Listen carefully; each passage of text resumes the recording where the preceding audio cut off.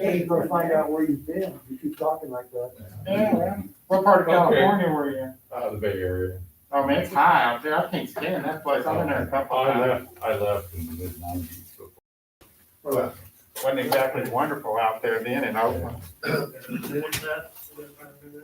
We hot, man? Yes, sir. We got enough council people here? We can't have a special meeting, but we can have a public hearing at the workshop. No, as long as no action. All right, so 6:30, Josie, if you can go ahead and show us, that's 6:30 for us. Go ahead and open up right now. This is with a notice of public hearing. The city council Lytle, Texas is holding a public hearing on Wednesday, January 5th, 2022. That's interesting to say 2022, still getting used to that. At Lytle City Hall, located at 14916 Main Street at 6:30 PM to obtain citizens' input and redistricting of city council districts based upon 2020 census. So, and for inputs, any inputs, public inputs for that? Okay, so we have, I did put in front of council a hard copy of Plan E that I received from Mr. Rios, I believe yesterday. okay, so if we don't have any public inputs on that, let's go ahead and show. 6:31, if I can have motion for us to go ahead and close the public hearing, or do I need, do I need a motion, Tom? I think that you need to formally close the public hearing. Yeah. Okay, Okay, I'll make a motion that we close Well, the you can't, meeting. I mean, you know, You can't I'm vote sorry, on you can't take anything, anything. Okay, so you can just close the Yeah, just hearing. formally close it. let's go ahead and close at 6:31. We'll go ahead and close the notice of public hearing with no inputs at that point. Thank you so much. Okay, the second thing that we had on the agenda, second thing that we have for tonight is a notice of special meeting. The city council of the city of Lytle, Texas will meet on special session on Wednesday, January 5th, 2022 at Lytle City Hall immediately following the public hearing at 6:30 PM. We have one agenda item. This is to consider and act upon redistricting of city council districts based upon the 2020 census and the adoption of the ordinance for redistricting plan. So based on lack of quorum, we will not be able to hold a special meeting. Josie, if you could please show those that are in attendance here, and please show those that are not.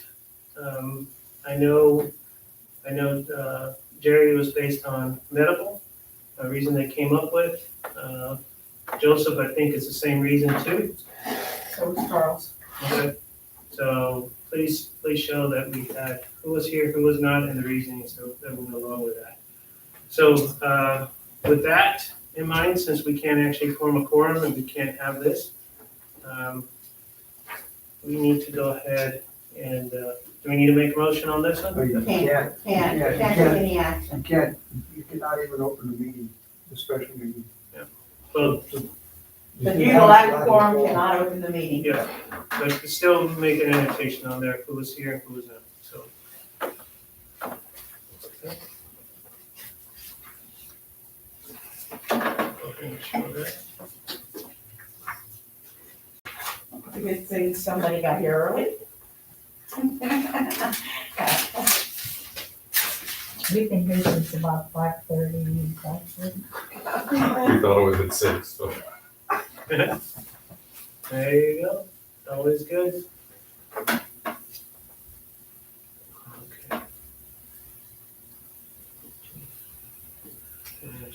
Okay.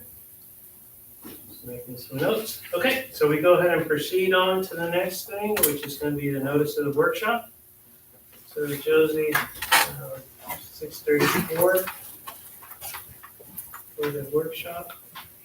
The City Council of the City of Lytle, Texas will hold a workshop on Monday, January 5th, 2022 at the Lytle City Hall located at 14916 Main Street for the purpose of discussing available grants and grant writers immediately following the public hearing and special meeting at 6:30 PM. So we actually have, council, we have two two presenters for tonight. We did have three that were sent forward for consideration.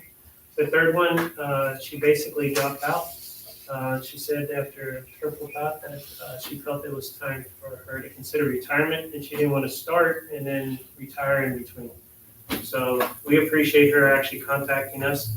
But the first presenter that we actually have is from GrantWorks, organization that has done different opportunities for different communities around this area. They mentioned earlier in the state of Texas too. So we invited them to educate us on what GrantWorks is all about, what they can do. One of the other things that we asked is if they can kind of give us an overview of how it works for the reimbursement or the payment portion that goes along with that. So we kind of have an idea with that. So Natalie, I'll turn it over to you. They want to turn, Why don't introduce you open it, Okay, and then I will. my name's Roy Nolan. I'm a client services manager, as I said earlier, based out of Driftwood, just right outside of Austin. And I've only been with this firm a very short time. That's why I have a subject matter expert with me.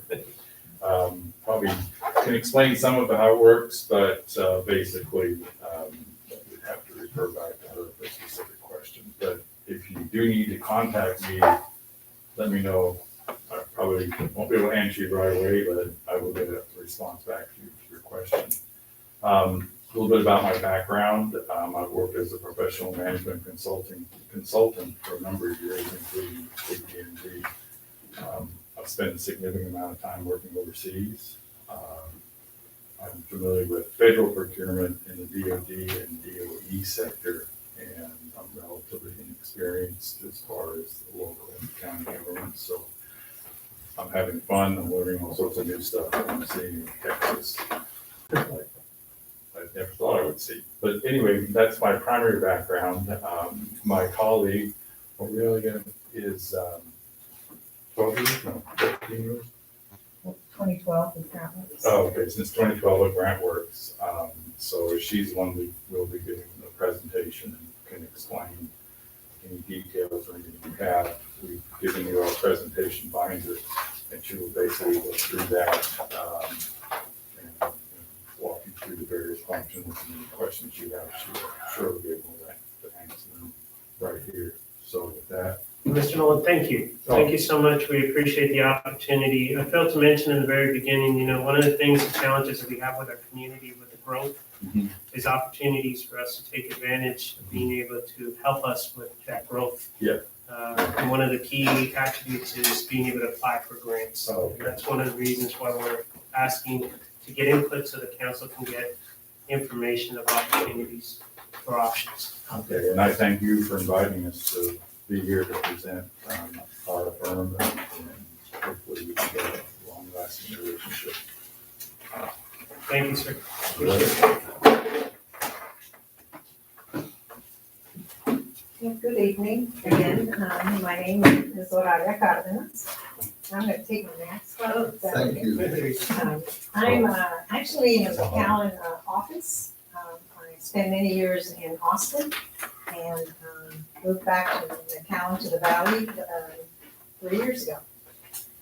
So my background is I retired from the state.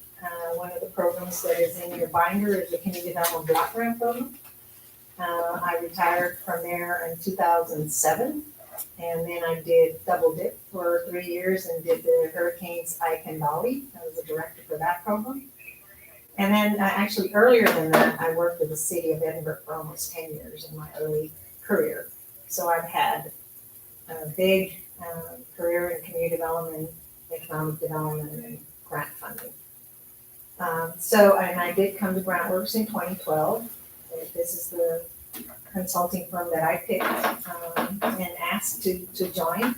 And it was a very experienced and good firm because I worked in the state, so I knew what kind of work they did. So I started working with them in 2012. Just a little bit of background on GrantWorks. GrantWorks started in 1979, and it was established by Bruce Spitzingle, who is actually from Sugar Land, or lives in Sugar Land, but the main office is in Austin. We do have numerous offices, field offices. Our staff currently is working from home because of the COVID situation, but we do have permanent offices that are located outside of Austin. And so you will always have some backup, like, for example, I'm backing up Roy because I have the background and he's just learning. But there are others. You mentioned Natalie. Natalie was the client resources person for Lidl, but she is, or for ACOG, but she is now moved on to application writer Oh, position. So, so that's one good thing about GrantWorks is they do move people around and we promote from within. So currently, it started with one person in 1979, but we are now over 300 employees. And one of the growths that has happened in GrantWorks is because of the disaster recovery funding and because of the American Rescue Plan. We created a special department for that. So GrantWorks is very good about hiring people when they need it, to serve and help our communities. So that we're not short-staffed and we can provide the best services. So from 1 to 300 plus employees currently. I mentioned the field office. We currently have 33 field offices. We are managing and have managed and applied for over $6 billion in state and federal funding. So we've assisted our communities in the area. Our plans, you mentioned Pearsall. Pearsall is one of our communities on Medina County, Bandera County, Barney. So there's a lot of communities in this area, a lot of coastal bend, all over really. There are a couple of COGs that we don't work in, primarily because they work with the COG as their administrator for community development. And we honor that when they're working with their COGs. In your notebook, you can turn to where it says GrantWorks client map. And so you can see an indication of where GrantWorks has communities that are clients, either the county or communities within that county. And that's on your second tab under GrantWorks client map. And you can also see that GrantWorks is pretty diversified. We work with the different programs listed on that map: disaster recovery, hazard mitigation, community development planning, housing, the American Rescue Plan, CARES Act, and the parks. And so we're pretty diversified in terms of the programs that we help with our communities. And as some new ones come about, we get informed, and if it's a good product for our communities, we'll look into it and inform our communities. We also work with various federal agencies and state agencies, as mentioned in that page right there, including TDHCA, TDA. I myself came from, worked for the Texas Department of, it was ORCA, if you all remember. Okay, I worked for TDHCA for ORCA, and became TDRA, and that's where I retired from. So GrantWorks also hires previous state employees. They're really good about that. Our current head of the environmental was the environmental person for TDHCA. So again, GrantWorks is really good about hiring experienced staff. We provide an array of services, including the application preparation, and typically we don't charge for preparing the application. So whenever we get hired, typically it's to prepare the application and manage, unless there are no administration fees that is part of the application. In that case, we may charge a fee. For example, parks and wildlife applications, there is no admin. Most of the funding that is available goes to the engineer. We might charge for that. But for community development programs under CDBG, that you may be familiar with, we don't charge to prepare the application. We're pretty diversified. We have a planning department, we have a housing department, We have income surveys department, so whenever there's a community development block grant application that needs, we need to determine the low and moderate income benefit, we have our own team that goes out to do the surveys for area benefit. So if we can't qualify an area under census, we do have staff that goes out and do house-to-house surveys to determine income eligibility, and we always do that in coordination with the community. We always have a sign letter that says, you're here assisting the county to apply, or the city, and here's our letter that authorizes us to ask these questions to help the community.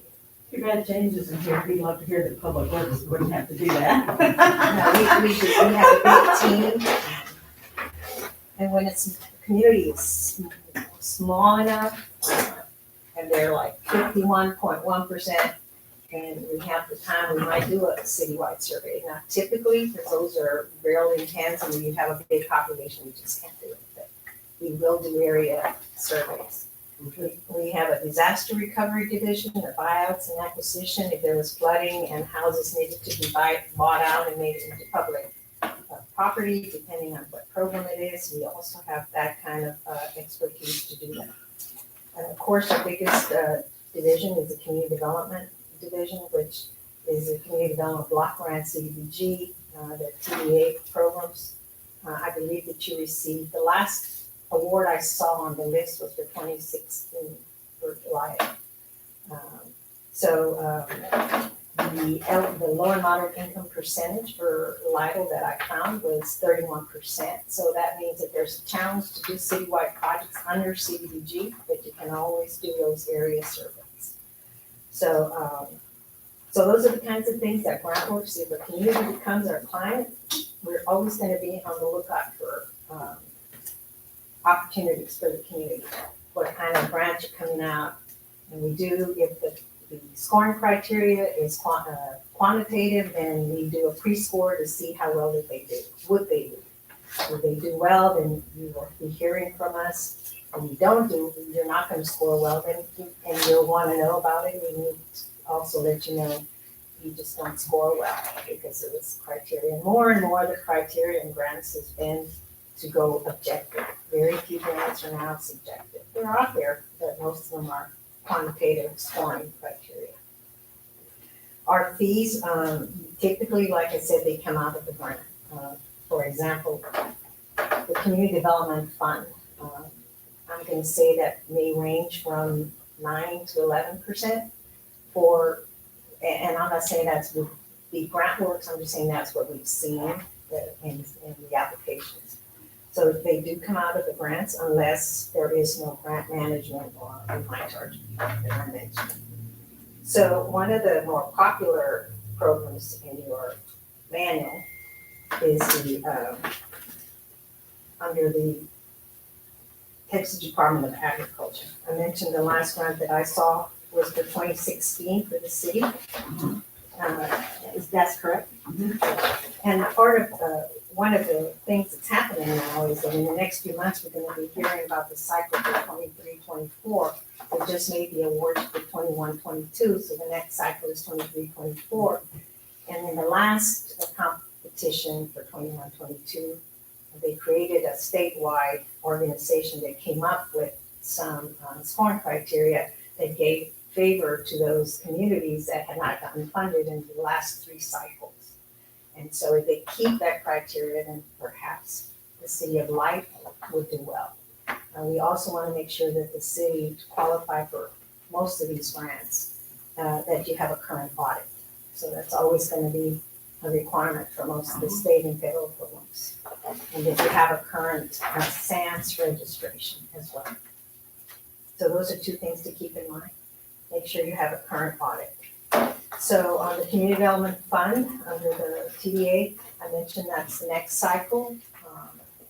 And every program, every state and federal program, because of federal procurement requirements, the city has to go out for a request for proposals if you're interested in grant administration and request for qualifications for engineers. So every grant, you have to do it every time. So it's not like automatic that you can just pick a company. You have to go through the procurement process.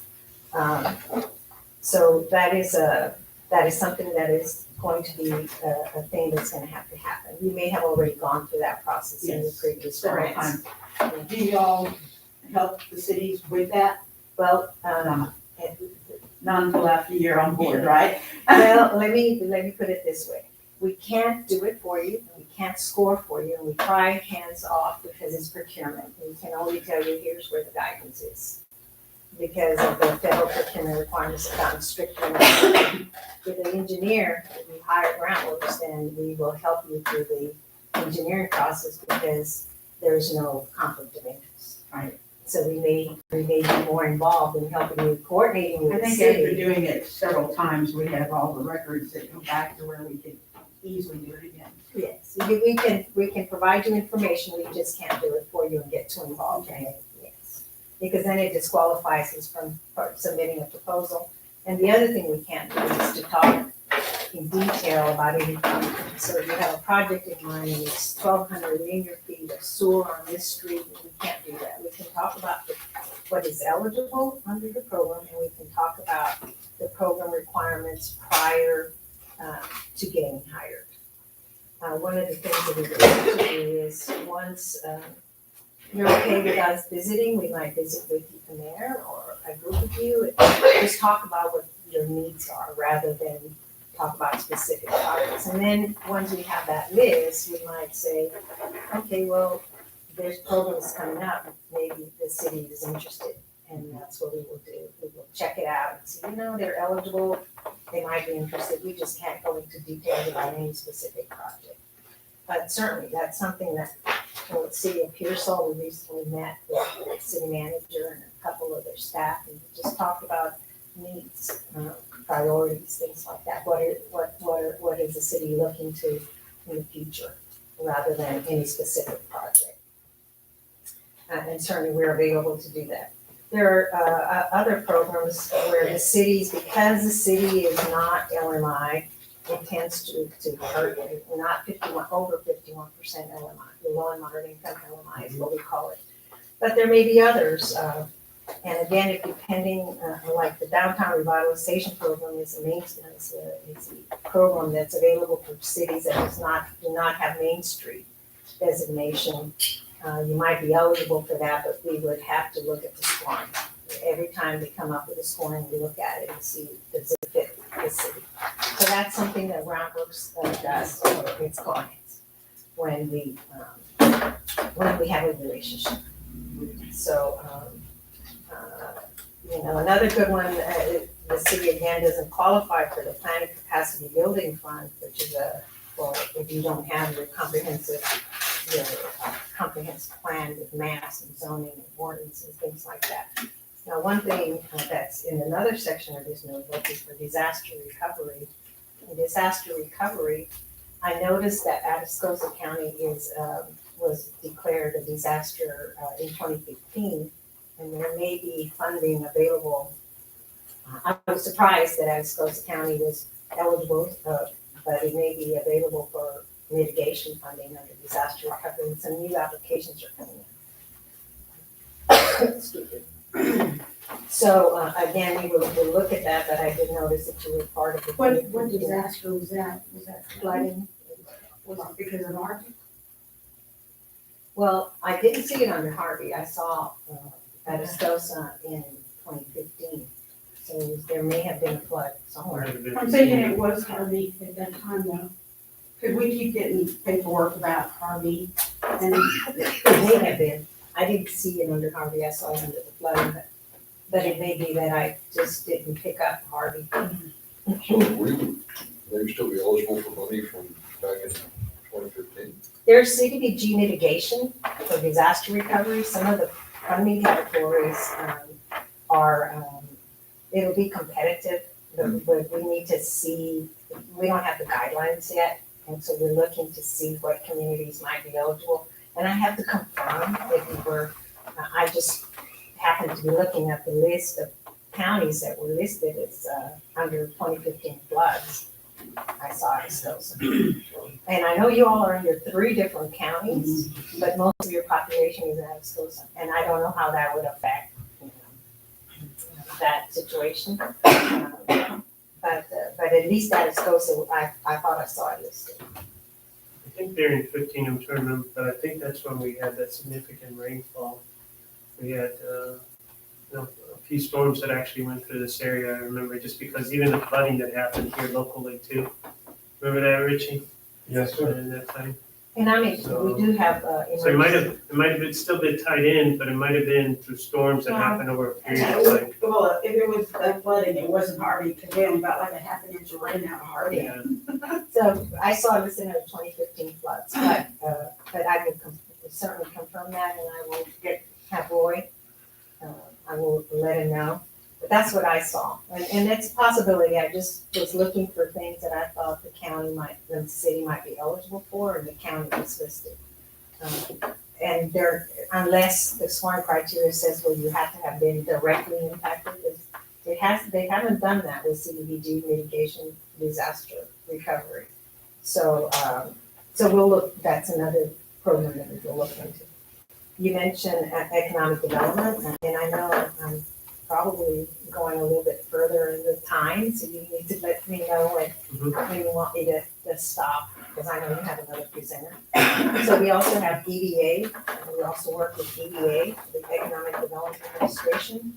And that's typically a program that's directed for job creation, so a business that's going to create jobs. So that's another option. We also want to consider that there may be some money that's allocated because of COVID for just like the American Rescue Plan, we're looking into EDA COVID funds to see if there's any special funding for that. I mentioned Parks and Wildlife. That's a good program, except that their match in one of these programs is 50%.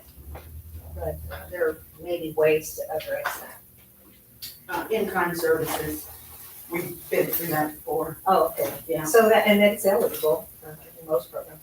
The general land office, which I just mentioned, the possibility of mitigation funding that I would like to look into further. And again, I know we're not hired, and we can't, top projects, but I can certainly look to see if we think they're eligible for some of that funding. The Texas Division of Emergency Management, we have a division that addresses that. One of the programs, I did check to see if you were part of a hazard mitigation plan, and you are. You're part of the Atascosa and McMullen plan, so that means that you can apply for funding for FEMA under the hazard mitigation grants, including BRIC. BRIC, usually it's a 25% match, and that is usually annual. The applications usually are, the deadline usually is like in December. So they go through the Division of Emergency Management, and then they send those applications to FEMA. So that's another possibility there. The Texas Water Development Board, we are involved with the Water Development Board projects. However, most of those applications, we're certainly available to help, but a lot of that work is engineering. And then we are managing grants and for Water Development Board through one of our clients is Willacy County, and we also have Cook County as one of our counties that we're helping with that kind of money. So I pretty much went over very quickly the programs that we think might work. Of course, there's many others that, as they come up, we're going to look at them and see if the city of Lido scores well, and if you're interested. So that's pretty much. We have a strong staff, very experienced staff. I mentioned that we all have different backgrounds. We have planners on staff. We have environmental staff. We have labor staff. Labor standards, because most of these federal programs require labor compliance. And our main goal is to help you apply for grants that you're eligible for, that you score well in, and to keep you in compliance, to keep you keep getting funding. So that's our goal. Keep you in compliance so you can keep getting grants. that's, we work in teams. You'll see me and Roy type of people, client services, we're kind of the marketing people, but you're gonna see us throughout because we're gonna be your contact for the grants, for marketing. And then we turn it over to the application writer. I mentioned Natalie's moved over to the application services part of our process. We also have, then it goes to a project manager, and project manager will manage a contract and will help you to close out of the grant, including providing information if your auditor needs information. And then with the monitoring of TDA or whatever agency that might be. So that's pretty much in a nutshell. This program usually takes us about 3 hours to go over. So I'm just very briefly going over some information that I'm happy to answer any questions. So for clarification, just so to have, because we use the term hire and so is there a relationship established overall to handle grants for our community, or is it on each individual case by case? It has to be, every grant, you have to go through the procurement. You have to go through the process of hiring. That doesn't mean that we consider that community our client, and so we will keep them informed, but we can't have a retainer type of contract to be a grants person, be a grants company. You have to do it every time. Now, we could hire somebody, but that would make you ineligible to help us on that grant. Exactly. Yes. Yeah, you could hire someone who's in a retainer contract, but they can apply, but they can't manage the grant. And so what GrantWorks wants to do, you want to apply and manage. And so Because really, that's where that's where the funding That's where is. you make That's your where the money. most And money then is. manage. Yeah, because if you're gonna hire, perhaps, I don't know how it would work, or how you would pay a retainer contract. They're gonna wanna get paid for submitting it, for preparing the application, but it's gonna disqualify them from managing the grant. I didn't know any of that. And so, the procurement requirements have gotten stricter and stricter, and, so the workout is, because if we know too much detail about your project, then, they seem to think that that's some kind of giving us an advantage. You or can giving have an inside an track. insight. Some So- collusion. And so you have to do it every time, and you have to do the procurement every time, and, So one of the things for our community in the sense of trying to bridge the gap with challenges is understanding what's out there. So, that's one of the reasons I was asking this question is, where that relationship is. Consider it as a radar. We need somebody to be looking out, understand Slidell, these are the things that are going on, these are the things we're trying to do. Got the radar on and says, hey, we got this opening, we got that opening, we got that opening. well, GrantWorks will do that if you're our client. And, if you hire us, or let's say you hire us for community development, because community development is our bread and butter. And that is where, that's the CDBG, community development, the biennial competition. But if you also, I don't know, you're managing your own American Rescue Plan. I believe y'all are getting 759,000, a little bit over that. So I don't really know how you're managing those, but if you needed some assistance in helping you to do the compliance part of it, making sure your projects are eligible, that you're going to use your money for. Like I mentioned, we have a department for that, but you would have to go through the procurement process for every grant. And so, So, just so I'm trying to figure this out myself, service. So, let's say, but we can't, could council, the city hire you for community development and then you go find the grants, or do they have to actually have the grant? you have to have the program to apply for, and then you go hire the person. But And how do they find that out if they're not your client, if they never hired you, how do they get you to give them, Well- that's what I'm saying? just that you invited us today, we're gonna say, well, maybe Lidle is a good Okay, that's Yeah. kind of what I was kind of because you blank on. contacted us, and sometimes we just contact you and say, the next cycle is for CDBG, community development is 23, 24, and they score well, we may contact you as well. But, so, you're not our client currently, but we will be in the lookout. to see if you're interested in applying. And so we will always reach out to the city, the community, and find out if they have an interest. And one of the things, that's why I mentioned we might also visit, is to find out what are your needs. So let's say you don't have a comprehensive plan, or you're interested in parks, then what happens is, then I, or Roy, will send the information to our grant writer for parks, and his name is Gary Smith, and I'll say, please add the city of Lidle, they have a parks need. And he'll reach out to you during the summer and say, well, the application deadline is coming up, are you still interested? And you'll say yes, and then you'll say, well, then we move forward with whatever the process might be for that grant program.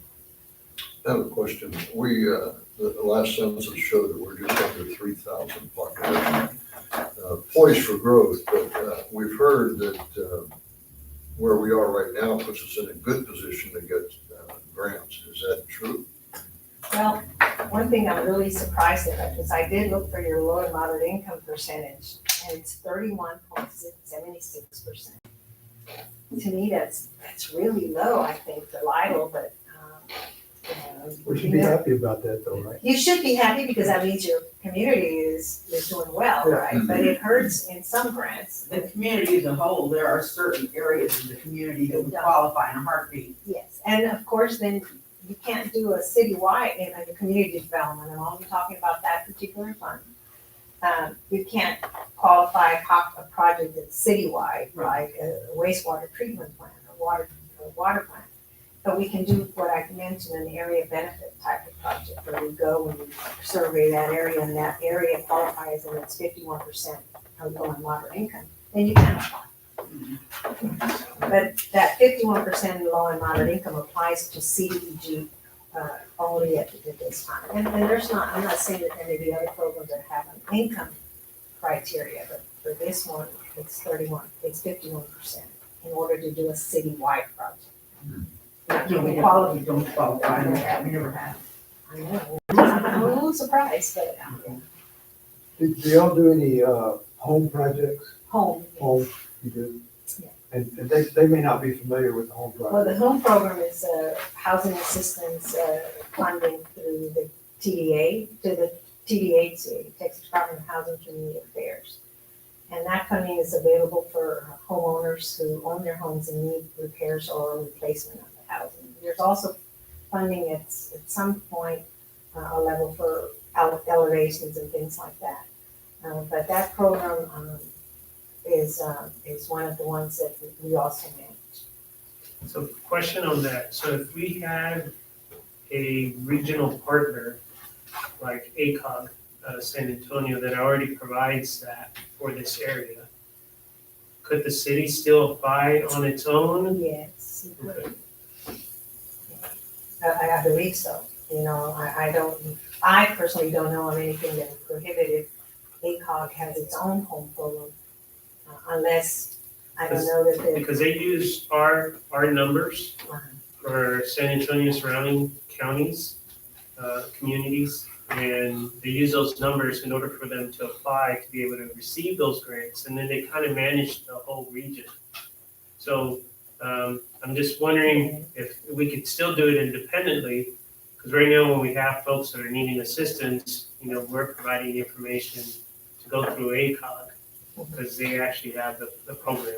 The home program, or is it a housing? Yes. Okay. Mhm. Well, We sure do. you know, that's a good question. But one of the things that we'd like to do is have a client that's a community development client. Because like I said, the home program, there's not a whole lot of wiggle room in terms of income. So, you know, the community development fund is one that helps us and then we also provide home assistance. But, you know, again, if we know there's housing needs, all I can do is send notes back to my office and see what happens. But again, the procurement process is gonna have to happen for every one of these programs. Now, this is good, because honestly, you know, our biggest things is just missing out on opportunities. And we will continue to have a dialogue as long as you tell us, yes, we're open to grant administration and we're open to going through the procurement process and then we take our chances. Let me ask you a little bit more about your economic development. We're poised for growth here, you probably know that, because of housing developments going in, sanitary moving down this way. We currently don't have an economic development person on staff here, an economic development office or anything like that. Is that part of what you would offer, help in that area under the U.S. Department of Commerce Economic Development Administration?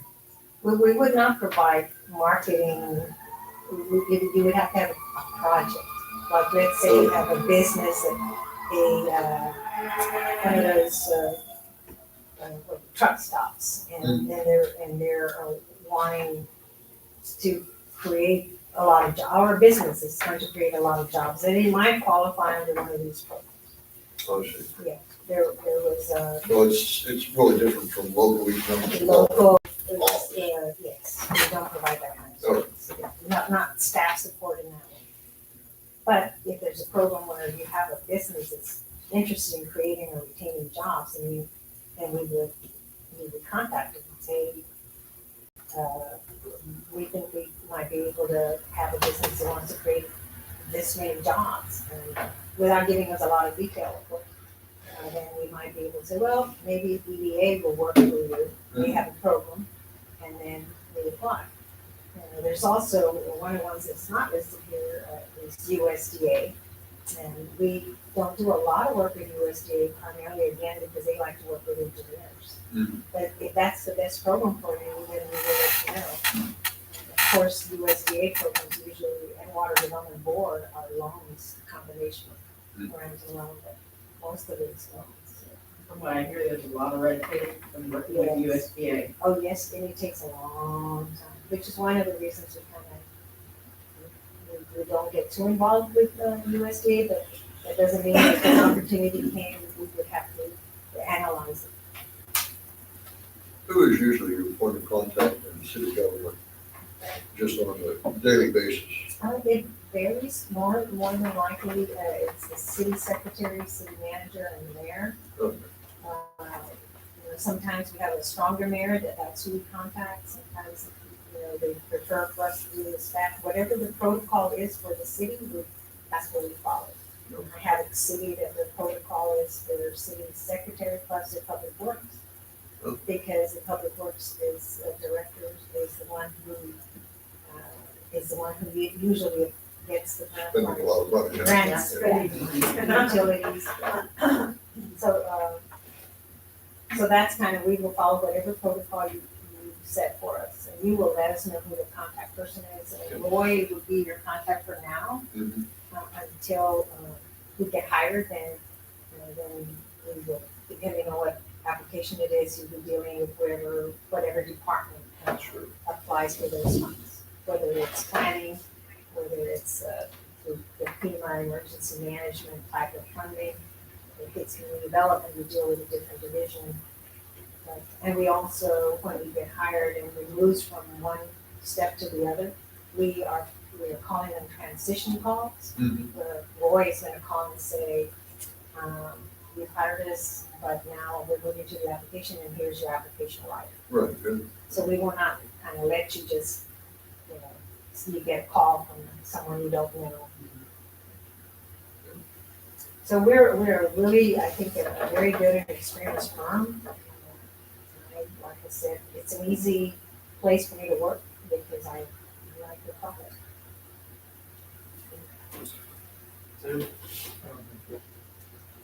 Well, thank you very much for having us, and we hope to have a relationship with you in the future. We appreciate it. Thanks for coming. Thank you for And coming please, by. we will keep in touch, and maybe we can do a Do we have your card? smaller, I think I put it. Oh, right here. Yes, thank you.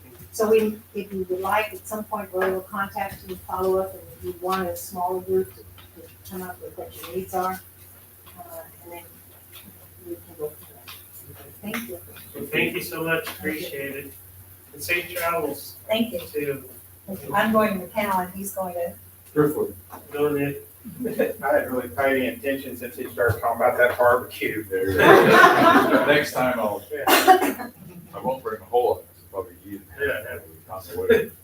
I'm gonna tell him to invite me to the next workshop, so I always have them. And actually, we're available to do that, come over and visit.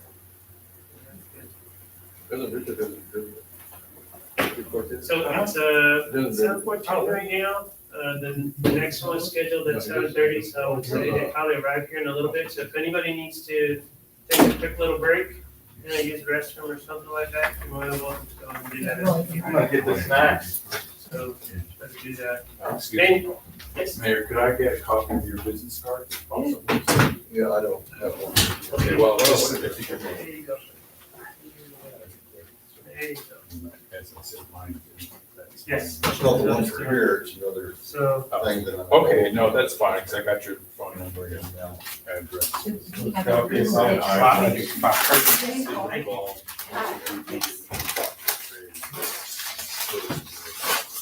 Thank you for all your questions. Well, I didn't know that you gotta go for, I assumed you could hire somebody and they would. Well, you can, but that'll probably thank you. come from the Thank you. We'll city. definitely be in touch. We'll review and then. So, yeah, I mean, I thought maybe you could hire y'all and go to the grant here with the city, you just go from everyone has to be hired individually. Everyone. And it's a You process. mentioned, Huh, interesting. you need somebody to come We're out. getting and sit down stricter and stricter with the and term. go over the Huh. specific, and I will, will come out and set a meeting. Now I got a course. I give Veronica a card. Are you gonna drive to McAllen tonight? No, I'm staying at the Best Western. Oh. Pretty nice. It is. It's really nice. Better than the other place they tore down. You're welcome. Thank you. It's been nice. That's still on. Oh.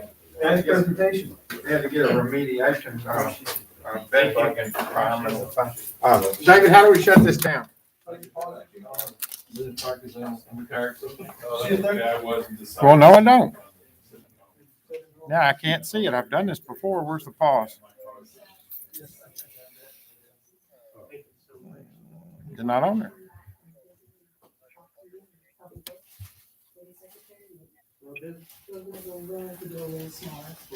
We'll have this is us getting all the inputs and then we'll. Don't know, it's not on there, huh? Depending on what the council.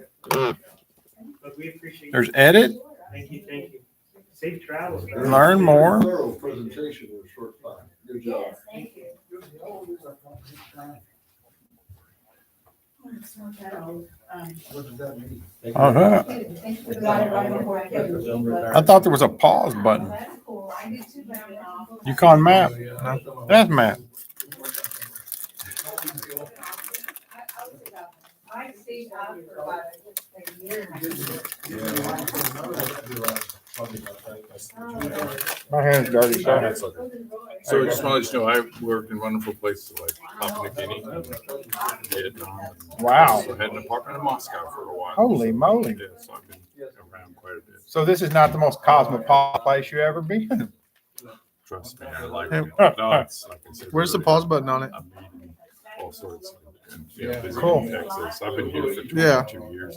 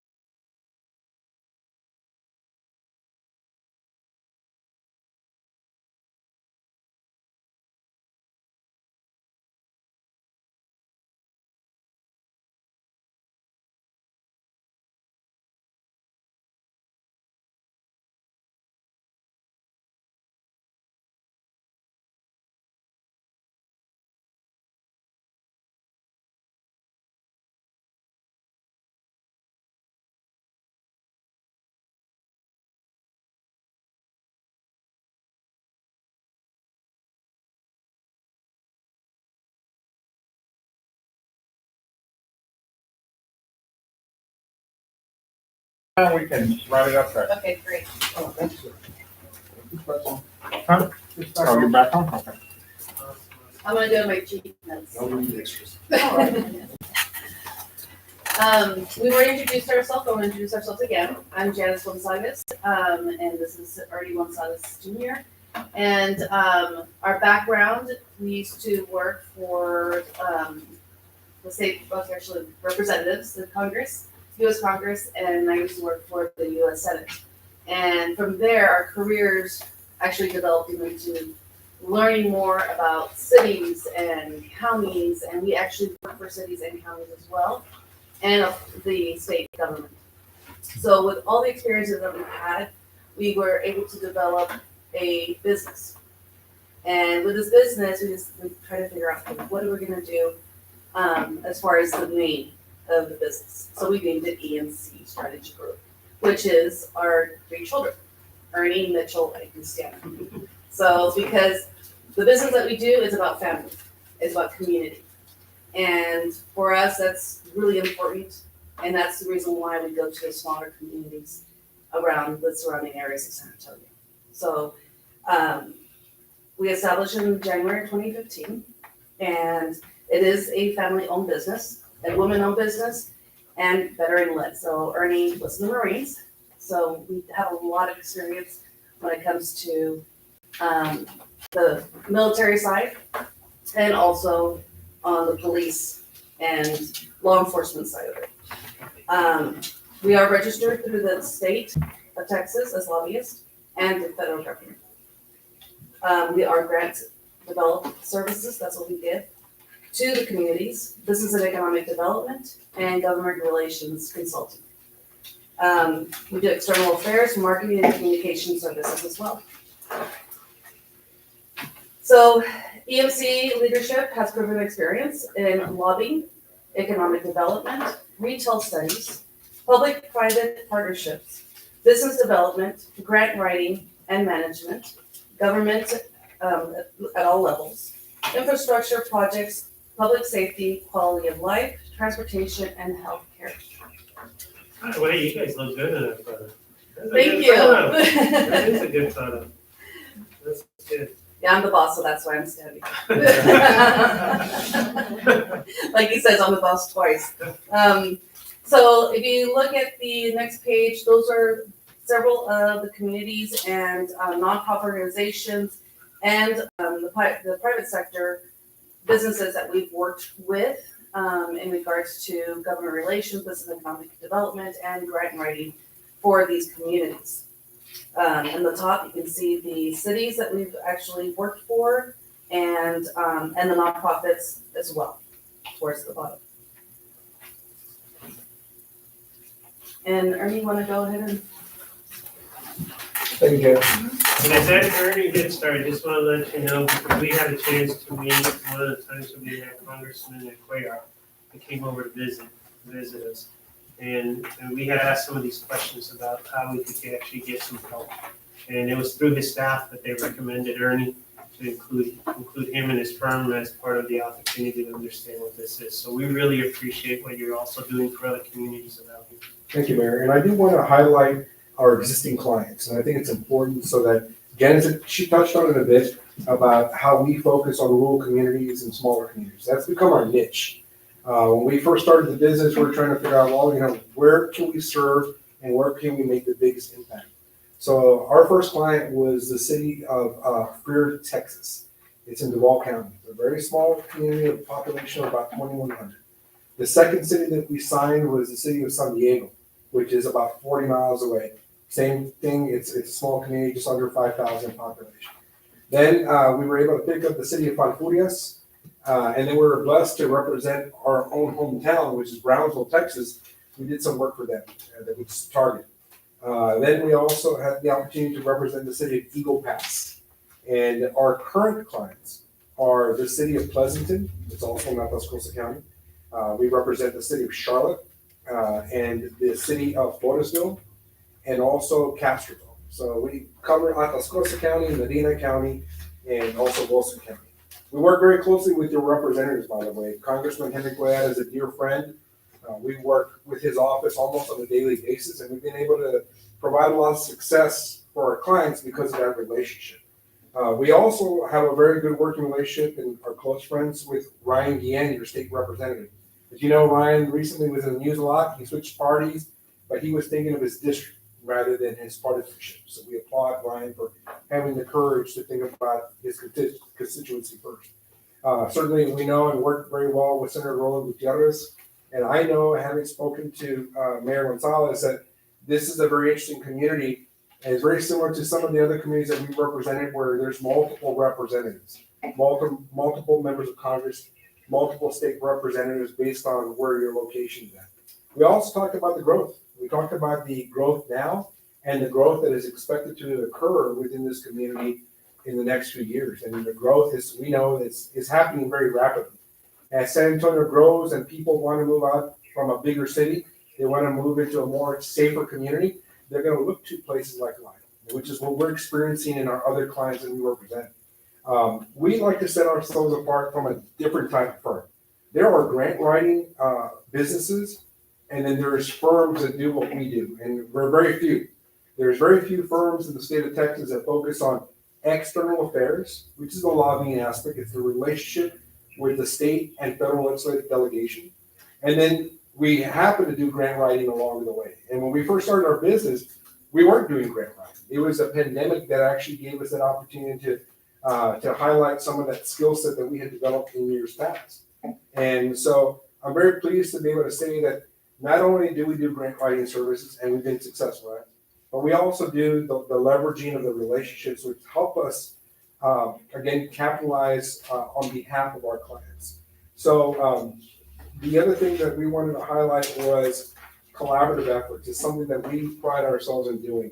We know this because we've done it in other communities. When a community works through a collaborative effort to achieve an objective, whether it's leveraging a ramp access on a highway, or leveraging, maybe improving the quality of life by adding lights to a park, or improving your water infrastructure, like adding a well or a water tower or working on sewer projects. When you work through collaborative efforts, you're able to do a lot. And I'm glad that the chief is here, because we actually spent a lot of time with the Alamo Area Council of Governments, and we spent 4 hours today on a workshop learning more about the upcoming grants that are actually available now with deadlines next month when it comes to public safety.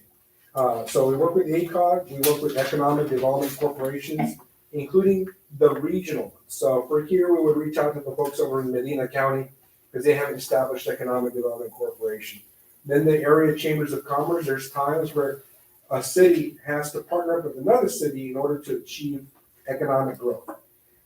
Then I cited here regional cities and counties and school districts and colleges and universities and trade schools. And I throw in trade schools, and David, I think we had a conversation about this last time, that trade schools are critical now. For a long time, people were dissing trade schools, and they were just saying, you got to get to an Ivy League school or, a top name school. And they forgot about all the small businesses that are based on trades that create jobs. And then, the Texas Workforce Commission, they recognized that there was a gap there, a missing gap. And if you speak to a high school principal or a high school counselor, they'll let you know that more than half of their population that graduates, they're not going to college or university. And some of them, sadly, don't do anything. Options, like joining the military or trade schools are great options.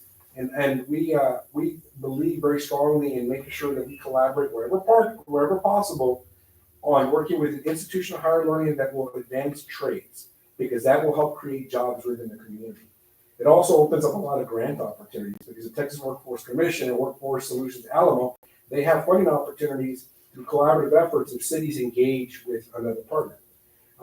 Then I had mentioned that we focus relationship building and maintaining the existing relationships that we have with our state and federal legislative staff, legislators and their staffs. So one of the things that I had learned from my visit with Mayor and David when we were here last about a month ago, right before Christmas, we talked about some of the specific needs of this community. And one of the things that Janice and I take very seriously is that we listen. We listen to our our bosses, which are city councils. We listen to department heads that work for city councils and city administrators, because they are where the rubber meets the road. You know what the needs of this community are, and not every community need is the same. Even though that Charlotte is not far from here, they have different needs than the city of Lytle does.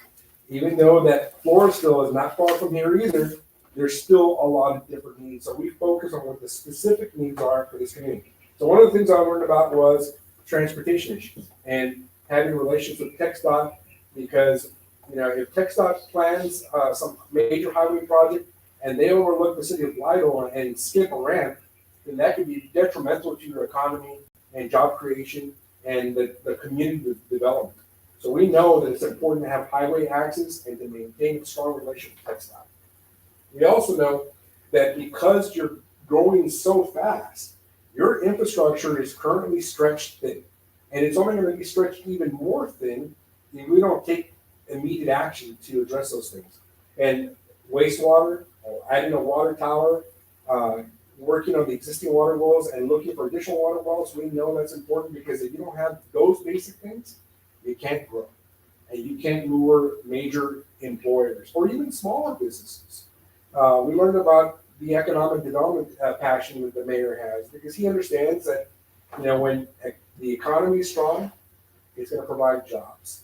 When the jobs are created, then people have money to do other things and live a better quality of life, which will bring people to your parks. And if your parks are a challenge, or you don't have enough parks, or maybe the parks aren't well lit, then that becomes an issue too. So we look for funding opportunities to address those things.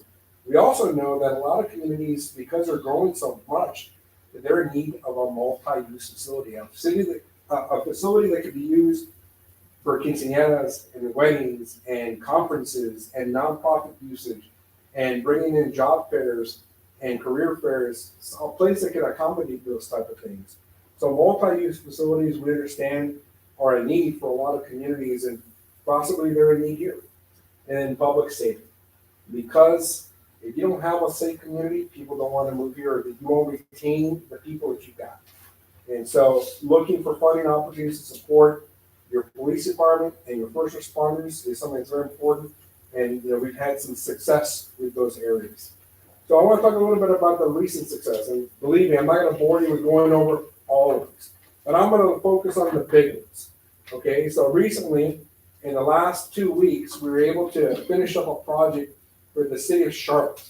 They had never had a police department before. They reached out to us, and they had gotten our information from the congressman. He knew that I had worked for a former congressman, and during my last role working for the U.S. Congress, I was actually a part of a team.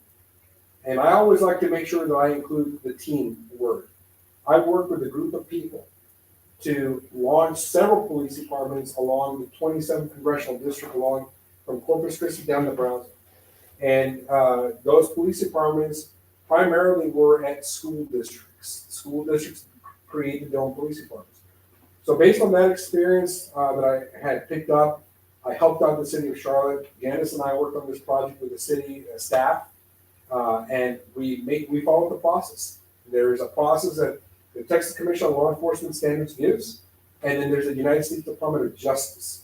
So we had to follow the federal guidelines and the state guidelines to achieve that project. And I'm very pleased to announce that their police department's been approved, they hired a chief, and they will begin field operations within the next 4 weeks.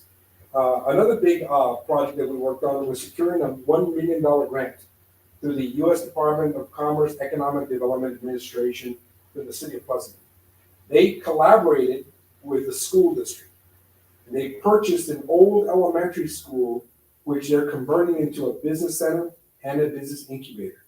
So we were able to secure funding over the last 12 months to the EDA and the USDA to fund that project. I'm very excited. It's moving forward, and it's going to help stimulate the economy there. Another major project that we worked on was bringing a public-private partner to support that one business center. So right now, that public-private partnership, the P3, is at $2.4 million, and it's growing. And that's going to stimulate the economy there and create jobs. Then we just finished a hangar project in the city of Castroville, a $1.7 million hangar. It was a combination between a loan and a grant. And tomorrow morning at 9 a.m., we're actually having the ribbon cutting with the office of Congressman Tony Gonzalez. Unfortunately, the congressman is not going to be able to be there tomorrow because he just got COVID, but his staff's going to be there. So that's a major accomplishment for us. And then I know that we've got some former military folks here. So we were instrumental in securing usage agreements with the U.S. Army, the Navy, and the Air Force for the Pleasanton Municipal Airport. And that was a collaborative effort.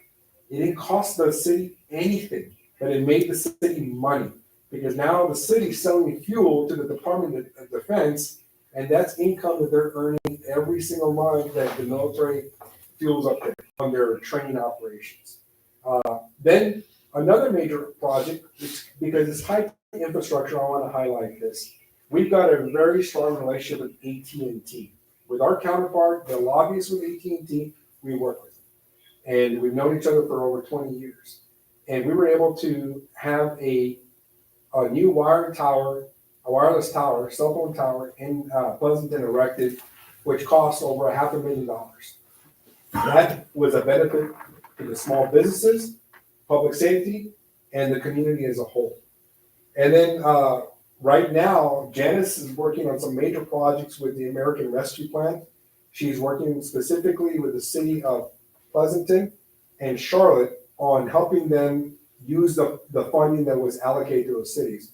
And right now, we're on target to make sure that on the first quarterly report, we will report complete usage of the allocated funds for both of those communities, which is going to make those cities eligible for the next round of funding in the summer.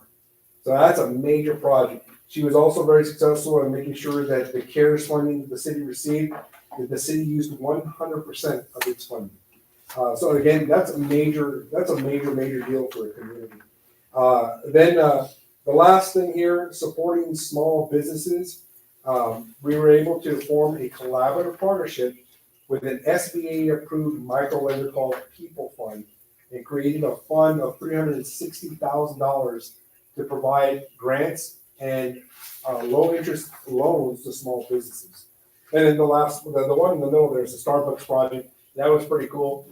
We worked on getting the Starbucks in the city plus. So accountability is very important. You all have accountability every time that there's an election. And every time that the city has annual performance reviews for its staff, there's accountability. We have accountability too. We actually, and Mayor, you can confirm this with other mayors that we represent, that we communicate with our leadership, our city leadership, almost on a daily basis and sometimes multiple times a day. Whether it's a city manager or city administrator, police chiefs, fire chiefs, or the mayors of each community, we pride ourselves on always being accessible to our clients, even after hours. In fact, there is no after hours for EMC. We're always on the call, whether it's a holiday, my birthday, 8 o'clock in the evening. All we ask, we don't call during the third quarter of the Dallas Cowboy game. And because Janice mentioned that we are registered lobbyists at the state and federal level, we do submit our Texas Ethics Commission reports every single month and our congressional reports that are required. So as I wrap up and I open up the floor to any questions you may have, I want to highlight our experience. Between Janice and I, we've got over 50 years of government experience together. We've worked in city, county, state, and federal government in all three branches of our government, the legislative, judicial, and executive. And I'm very pleased, and I'm very proud to see that because not a lot of people have had that opportunity. Then the other thing that we like to highlight is the benefits. So the benefits to our clients by having a firm like us, again, we're not a typical grant writing firm. We're an external affairs firm that does grant writing. So we provide funding opportunities, information to our clients of all types, not just grants, because there's also funding opportunities through partnerships and collaborative partnerships and agreements. And an example is the U.S. Army Corps of Engineers. They don't get a lot of grants, but they will have their muscle and their equipment to help you with the project. And that's not a grant. That's a relationship with a member of Congress. Then we want to make sure that also we support the targeted priorities that are specific to the city of Lytle. Just because there's a grant out there doesn't mean it's a good match for this community. We want to match the priorities with the funding opportunities and programs and collaborative partnerships that are available. And then we're a sole source firm. We do it all. It's not just grant writing. It goes way above that. So what we ask is, after you ask some questions, where we go from here, we negotiate an agreement. We have a standard monthly service fee, which we talked to the mayor about that. And then we tag on a 5% administrative fee for any grant or federal funding or state funding that we secure on behalf of the city. So I want to thank the mayor for giving us the opportunity to present. And I know it's been a long night for you all, and you'll have other people that presented, but we appreciate the opportunity to come back. Now, while the congressman cannot recommend, he could certainly vouch for our professionalism and our communication skills. We're always accessible to our clients, and we would love the opportunity to do some work to assist the city plan. This time, I'd like to open up the floor to any questions that you may have. I checked you out with Jeannie Israel. She gave a thumbs up. You know Jeannie. Yes. We communicate with her almost All like the this. time. That's what she told me. She told me about this economic development building that you got and what you're doing down there. That sounds like a business incubator, right? Yes, sir. So good deal. You all know small businesses are struggling a lot, and they need all the assistance that they can get. And we're doing our very best to support them. Yeah, we see small businesses pop up and just disappear as quick as they popped up because they just don't have the experience to know what they're doing. And that's where the incubator will give them a place to start and get their feet over the good deal. And I want to touch on that since you brought it up. So one of the services we do provide as a sole source firm is that we support economic development. That means also small businesses. We put together workshops. We hold the hand of an aspiring entrepreneur that is trying to do the basics, like being registered to the IRS or the state comptroller's office, or coming up with a business plan or a marketing plan. We provide that as one of the services, one of the overall services that we provide a community. Again, you don't just get a grant writer, you get the support for economic development in the small businesses. Just a question, because I know Medina County has an economic development corporation over there, what they call Medina. Do we have something like that in Escos County right now? Do you know? No, we do not. Okay. The cities are, the only city that has an economic development corporation in Atascosa County is Pleasant. And the power in that specific economic development corporation, the power lies on the city council. So the city council elects one of their colleagues to serve as the president of the EDC. The EDC there makes recommendations, then takes those recommendations to city council, and they vote on. That is Miss Israel, right? Right, it is Miss Israel. I will say that there are some communities that have a separate, but the model there is great because it's a strong community, and the city council is extremely engaged in economic development, and that's the model that works there. Everybody's in other cities and counties are different. Yeah, you mentioned parks. I'm in charge of the parks here. You do lighting, but do you do lighting like for diamonds? We have a couple of diamonds that we. In fact, I'm glad you mentioned that. So the Texas Parks and Wildlife, they put out 2 grants every year. They have one, it's a smaller grant, $250,000 with a matching. And then there's a $750,000 grant with a matching. And so they do indoor, outdoor grants. So those are the grants that we would target to do lighting on the outside. There's also, right now, a limited time only because of the pandemic, the Economic Development Administration has set aside funding to the states so that they could work on quality of life projects to light parks. And so there is going to be a funding opportunity that's going to come up real soon with deadlines probably by June 30th for communities to put in grants. But we know that lighting is important because if you get the kids out of trouble, and you keep the kids busy, you keep them out of trouble. So, Little League baseball, football, in some communities, kickball, whatever works in that community, lighting is important. For people that always asking me, when are you gonna put lights in our diamonds in the park? And So I've been working on, but Toyota, what, Warbird, but they, Wasteman, I got turned down. So Ernie, one of the things that I asked the other previous presenter to kind of get an idea is, you know, how do they actually keep an eye out, you know, the radar? You know, because it's so important for our communities, you know, instead of us trying to figure it out. So can you discuss a little bit of what are the typical things that you guys look out once? I'm assuming based on what you talked about in here, you get to know the community, so you know what they're looking for. So how do you actually manage to look out for those opportunities to include maybe lighting? That's a great question. So because we work through the bureaucracy that's established, we work through the ACOG, and the ACOG puts out information about funding opportunities. Then we're also part of the CEDS, which is the Economic Development Group within the region, within the ACOG. And so they put out funding opportunities there to support economic development. We also are on multiple databases through the Texas Workforce Commission, Workforce Solutions Alamo, the U.S. Department of Justice, the Governor's Office of Public Safety, the Governor's Office of Economic Development, and then our state legislator, Ryan Guillen, and Congressman Henry Cuellar, they put out newsletters and information about funding opportunities. And so I know, like, you probably had a lot of interaction with his office, with Maggie Magdaleno, Maggie Morales, and Arturo. So they send us information, and then we end up participating in the webinars. For example, today, Janice participated for 4 hours with the Health and Human Services, it's a federal agency, on a grant webinar. And then myself and another grant writer that we've got on our team, another 4 hours with the Alamo Area Council of Government that was going over funding opportunities that were made available to the Governor's Office of Public Safety.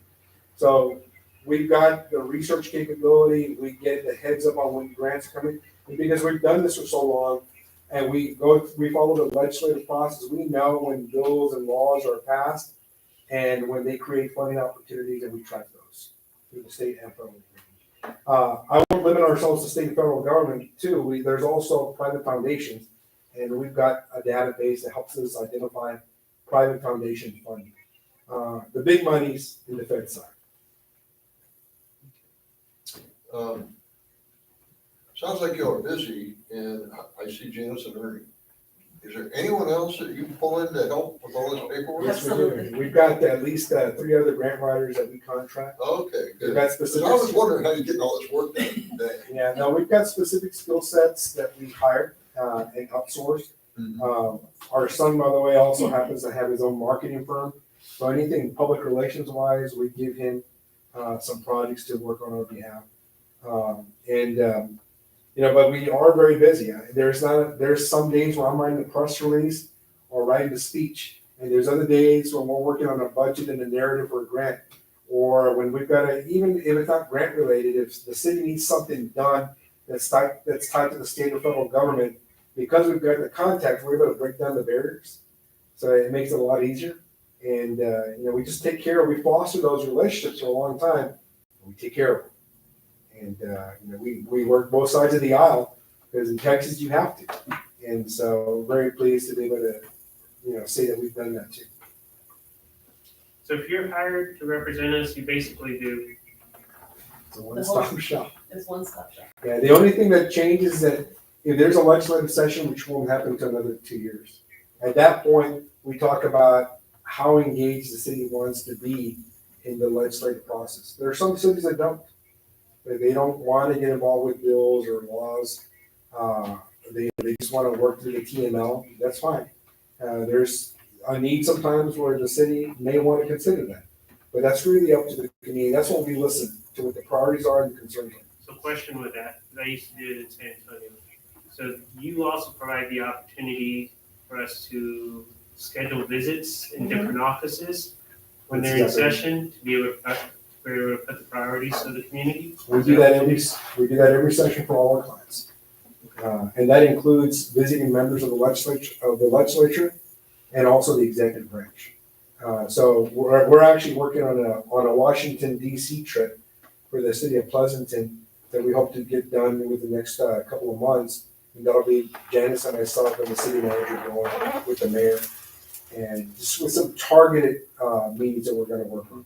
U.S. Army Corps of Engineers is a great resource, and I'll tell you why. Because Congressman Cuellar has extremely strong relationships with the highest leadership of Army Corps of Engineers. And so when he gets involved in a project that's Army Corps of Engineers related, we're able to get a lot of stuff done. So going to Washington, D.C., when you work from the top and the information flows down, you get a lot further than going to the U.S. Army Corps of Engineer representative here. We don't want to overstep them, but we've just been more successful that way. Same thing with TxDOT, by the way. Janice and I have a very good working relationship with Bill Hale. He's the chief engineer for TxDOT. He's the main guy. And so all the regional chiefs or the regional engineers, they report to Bill. So we've been able to get Bill to come visit our clients and our communities, and we've maintained that relationship. And so whenever we have a TxDOT issue, Janice is usually the one that calls Bill, and we arrange a meeting at his office, and then he gets us the information that we need in the local. Where is he? Where's he located? He's in Austin, right across from the Capitol. One thing I'll comment on, Ms. Comp and I, when we were down there and doing some stuff with City Hall, we were in Jordan. And for example, they got a bill written specifically for them to allow them to use some of their hotel motel tax for infrastructure. So that would be something, an example of what a target, you'd think a small town wouldn't really have a lot of, but something like that, those type of projects would make a huge impact on what you're doing. I'm glad you brought that up, Chief. So there's something called bracketed billing. A lot of people that are unaware about the legislative process, they don't know how to use that tool to their advantage.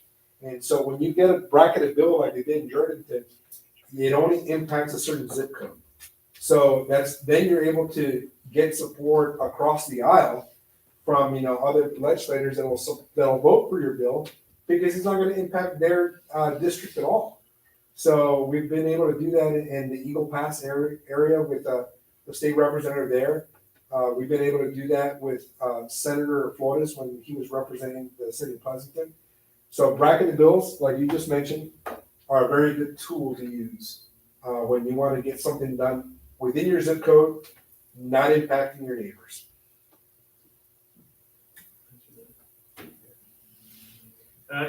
Is it okay to talk about what your monthly to be? Absolutely. And can you also talk about your longevity, because you have mentioned that there's a contract? Right.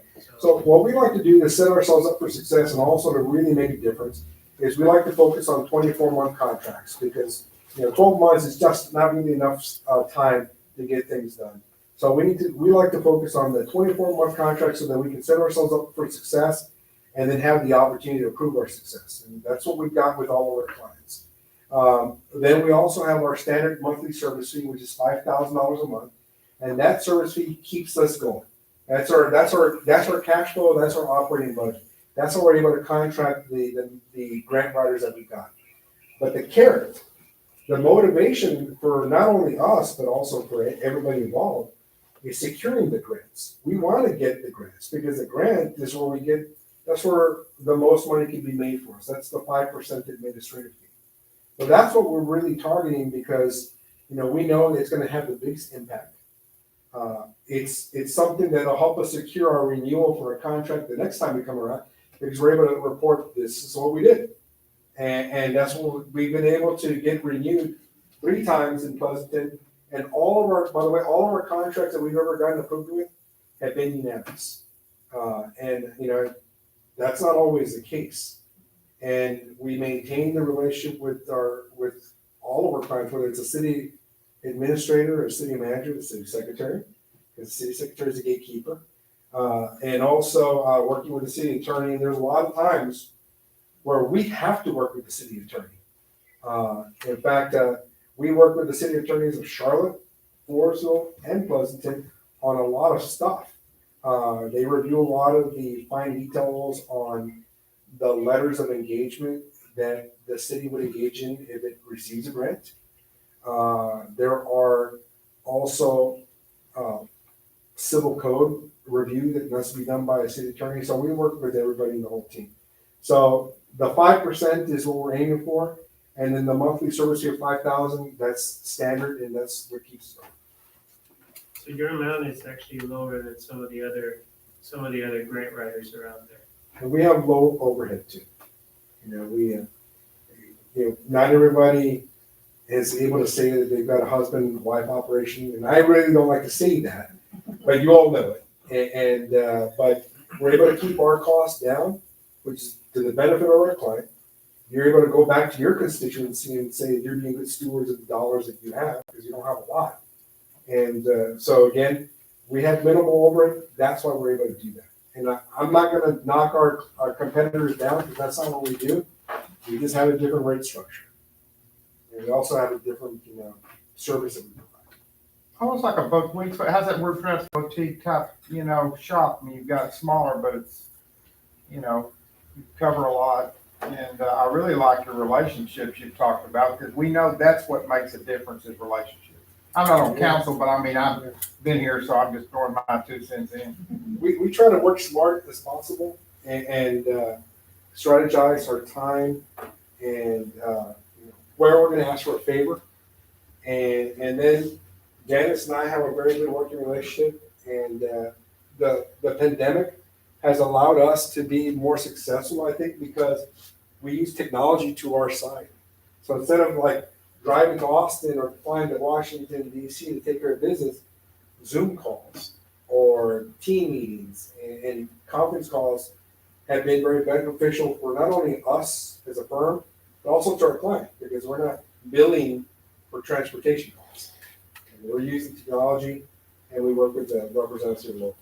The question, going back to that monthly fee, so does that include miscellaneous things like the ARP, managing and submitting all that, or is there a fee that goes along with? No, so what ends up happening with the ERP, so on the next round of funding, we tag on a 5%. So whatever you all get, that's the 5%. But the managing portion of it, that's included as part of the monthly fee? That's exactly Yes. right. Okay, that's what I wanted to know. We're not gonna nickel and dime the city. Now, there is a need where we've gotta print out, several copies, and they're gotta be binded for a grant, and really, there's no need for that anymore, because every grant that we've seen is all electronic now. But if they're, back in the old days, they had to be binded and then we had to send it over to the printers. We don't have to do that, but if there was a need for us to do major, expenses or incur some expenses that came to for presentations or having a big blown up board, if we want to bring in the textile officials, then we'll work with the city to submit those allowable reimbursements. And we always ask before we incur an expense. Mayor, if we need to do, take the city council up for a special session and, stay the night or whatever, and there's meals to be covered, then, we either ask the city to cover those or we ask for reimbursement. Remember that place, they charged us 2 water bottles, they were down here, they charged us 2 water bottles, some company we were using, planning company, $50,000 contract, they charged for 2 water bottles. And whenever we do like a workshop, Janice is the one that she plans all the workshops. A lot of times we'll order pizza and we'll absorb the cost and pick up a couple cases of water and that's it. Or sometimes when we have a presenter, okay, we got AT&T to come out and do a presentation for small business. We got to get them to cover the lunch.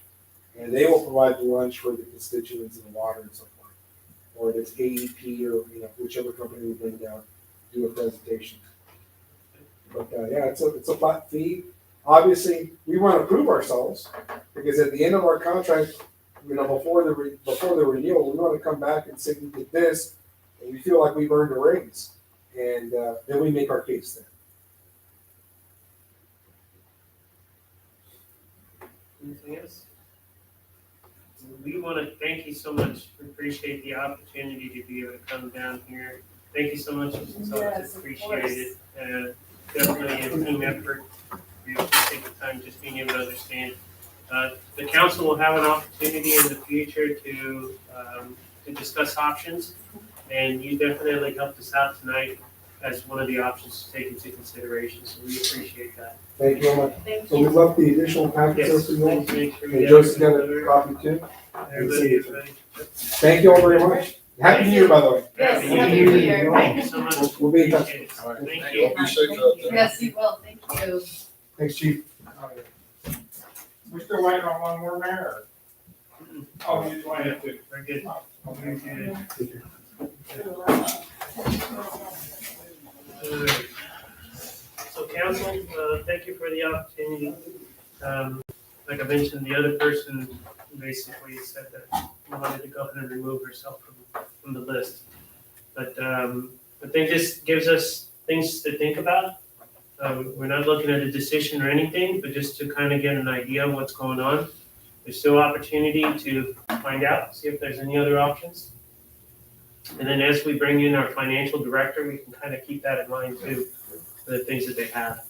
I think both of the presenters kind of gave good feedback in a sense of different options and different things, how they operate and how they do Let things. me think out loud from them here. I like what the Gonzaleses are offering, but also the first group there, it looks like they handle things that might, we might be able to use a little bit of both. Is that possible? Put these people on a contract, but then maybe for some special things, because it sounds like we can go to them talking about a smorgasbord thing. We can just say, look, we want you to work on one thing for us right now. Is that possible? Am I thinking right here? I think you would need to look at the contract that we get, right, Tom? That we get from them to make a determination of what flexibility that we have. Okay. Because when you hire them as a firm and they're representing services in a particular area, it might be inclusive. Mhm. So we might be restricted to be able to utilize them to be able to do that. But that doesn't mean, based on what he was saying, that doesn't mean that they're obligated or not obligated to maybe use them to help us with something that we're trying to do. Sure. Now, they could actually do some sort of contract, but I don't know. Well, it may be, we asked them to do something, they said it's just not our bailiwick. So you guys can go elsewhere and we can go to these other people. I think, those are the things, we gotta figure out what we can do and what we cannot do. Figure out who is gonna have responsibility for different things, because there's, you can obviously tell there's a difference of what one agency can do compared to the other. So if we're looking at other avenues of trying to build those relationships, I think one kind of stood out compared to the other. I think both of them did study our city. You could tell that each one took their time to be able to understand what some of the needs are at. And I think that's a very important thing is wherever it is that represents us, or anybody that does that, or we do subcontract or whatever the agreement is, they need to understand what our needs, what do we actually need to take care of. Yeah. So they can go and look after them. All of us are busy as it is. We already got a lot of stuff on our plates. We need somebody to actually be that radar, paying attention to what's going on and be able to give us those opportunities that we have, whether it's at the parks, or, Charles working on the sidewalks, different things. We got a lot of stuff, and there's more things that we can do in this community, and we just need to make sure that we have the experts involved. But I'm just gonna throw this out there, we got two different reports from these two different groups. These guys said that they can go on contract and they can still manage the grant for us. And you heard the first presenter said, no, you can't do that. You can't do that, so Yeah, I was puzzled by that. Yeah. So we really need to vet what we want these people to do for us. If we're gonna pay them $60,000 a year for 2 years, $120,000, what are you gonna get for that? That's something that we can talk about later, this is just working out tonight. Yeah, I was puzzled by that. But that is not the first time that GrantWorks, they just reaffirmed what I've already been told. And we mentioned this in one of the meetings about going out for request for proposal on the grant writers.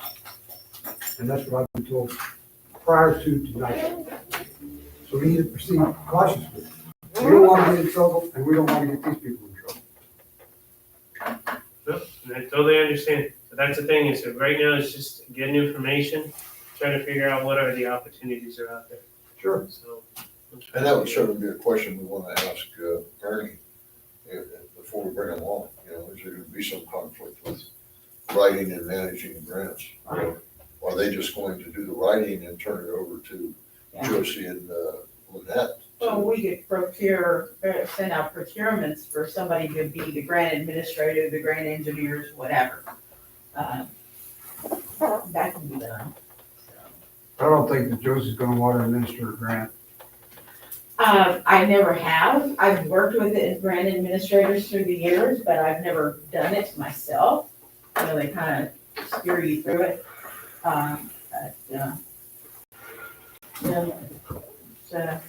It's a lot of headaches. And this is the time, so one of the other things that they did is they also, both of them, but specifically, with Ernie, they highlighted the communities that they support. So if you know people that are in those communities, there's a time to talk to them and see how those things have worked out. What were the positives, what are the negatives that they learned? Because it's obvious that they have contracts with them. Jeannie Israel, who's on city council there, and who is the representative for economic development, she sings the praises for Martinez. Where is she on city council, sir? In Pleasanton, yeah, she was just elected, she was on it before, and then she was off for a while, she's back on it. But she was appointed by the city council to be their, like, liaison for economic development. She used to be Judge Hurley's secretary. Oh, really? Yeah. Okay. So, Josie, unless anybody has anything else, okay, Josie, if you can go ahead and show us, it's 8:12 right now. And let's go ahead and close out the, thank you so much, appreciate it. All right, good night, everyone. Right. Have a good one, Tom. Be careful. How many more days have you got at the seminar? Day and a half. Day and a half.